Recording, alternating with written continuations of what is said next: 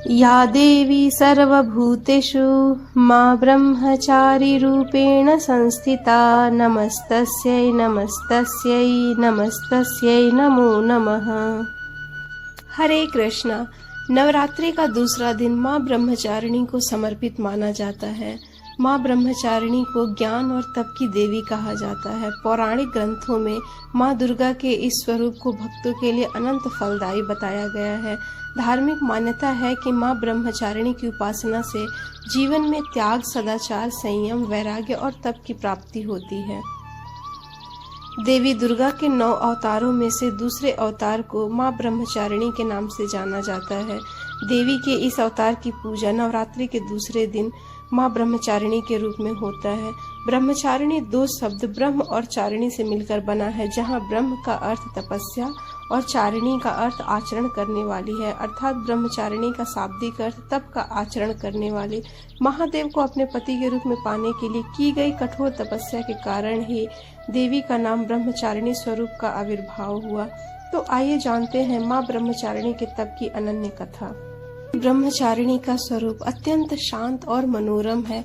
उनके दाएं हाथ में जप की अक्षय माला और बाएं हाथ में कमंडल सुसज्जित है। इस स्वरूप में माता बिना किसी वाहन के नजर आती हैं। नवरात्रि के पावन त्योहार के दूसरे दिन माता ब्रह्मचारिणी की विधि पूर्वक पूजा होती है। देवी ब्रह्मचारिणी के महात्म्य की कथा इस प्रकार है। महादेव के प्रति उनके प्रेम और निष्ठा से जुड़ी हुई माँ दुर्गा का यह अवतार मनुष्य को निष्ठा और वैराग्य की सीख देता है। प्रजापति दक्ष के यज्ञ में माता सती के आत्मदाह के बाद समस्त सृष्टि जैसे श्रीहीन हो गई और महादेव भी तप में लीन हो गए। देवताओं ने महादेव की ऐसी हालत और दानवों के उपद्रव से त्रस्त होकर आदिशक्ति भवानी का ध्यान किया। आदिशक्ति ने देवताओं को आश्वस्त किया कि वे हिमालय के घर कन्या रूप में अवतरित होंगी। यही कारण है कि देवी ने हिमालय और मैना के घर जन्म लिया। पर्वतराज की पुत्री होने के कारण उन्हें शैलपुत्री भी कहा जाता है। एक बार हिमालय ने देवर्षि नारद से देवी पार्वती की जन्म पत्रिका का ठीक जांच कराया और देवर्षि ने देवी पार्वती की जन्म पत्रिका देखकर बताया कि आगे जाकर ये त्रिलोक के स्वामी भगवान शिव की अर्धांगिनी होंगी। जब इस बात का पता देवी पार्वती को चला तो उन्होंने वन में जाकर महादेव को पाने के लिए कठोर तपस्या करना शुरू कर दिया।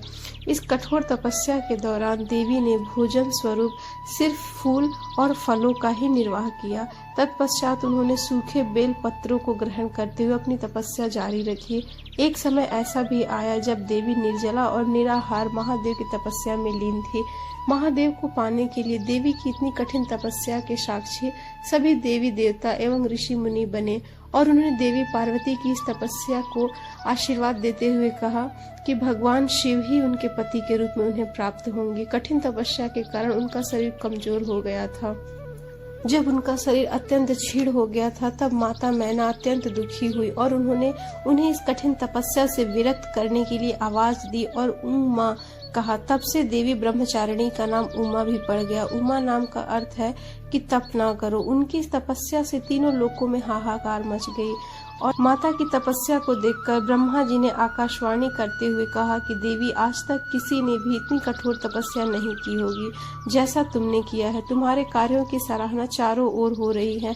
तुम्हारी मनोकामना जरूर पूरी होगी और जल्द ही भगवान शिव जी तुम्हें पति के रूप में अवश्य प्राप्त होंगे। अब तुम तपस्या से विरत होकर घर लौट जाओ। शीघ्र ही तुम्हारे पिता तुम्हें बुलाने आ रहे हैं। इसके बाद माता घर लौट आई और उनके इस कठोर तपस्या के कारण ही उनका नाम ब्रह्मचारिणी पड़ा और बाद में महादेव शिव के साथ उनका विवाह हुआ। देवी दुर्गा के ब्रह्मचारिणी अवतार की कहानी से हमें यह सीख मिलती है कि तप, त्याग, सदाचार, परिश्रम और संयम का मनुष्य के जीवन में कितना महत्व होता है। मनुष्य अगर कठोर परिश्रम करते हुए अपना जीवन यापन करे तो उसे अपने मनोवांछित फल की प्राप्ति अवश्य होती है। अतः हम माँ ब्रह्मचारिणी से यही प्रार्थना करें कि माँ ब्रह्मचारिणी हमें भी कृष्ण भक्ति प्रदान करे और अपने जैसी तपस्या करने का सौभाग्य प्रदान करे। जिस प्रकार अत्यंत मुश्किल परिस्थितियों में देवी ब्रह्मचारिणी ने भी अपनी तपस्या का पथ नहीं छोड़ा, उसी प्रकार हम मनुष्यों को भी परिश्रम का पथ नहीं छोड़ना चाहिए। नवरात्रि के दूसरे दिन मनुष्य को ब्रह्म मुहूर्त में उठकर स्नान आदि से निवृत्त होकर माँ भगवती की आराधना करनी चाहिए। माँ भगवती को नवरात्रि के दूसरे दिन चीनी का भोग लगाना चाहिए, क्योंकि माँ को शक्कर बहुत प्रिय है। ब्राह्मण को दान भी देना चाहिए चीनी का। मान्यता है कि ऐसा करने से मनुष्य दीर्घायु होता है। इनकी उपासना करने से मनुष्य में तप, त्याग, सदाचार आदि की वृद्धि होती है। देवी ब्रह्मचारिणी का स्वरूप ज्योतिर्मय है। ये माँ दुर्गा की 9 शक्तियों में दूसरी शक्ति है।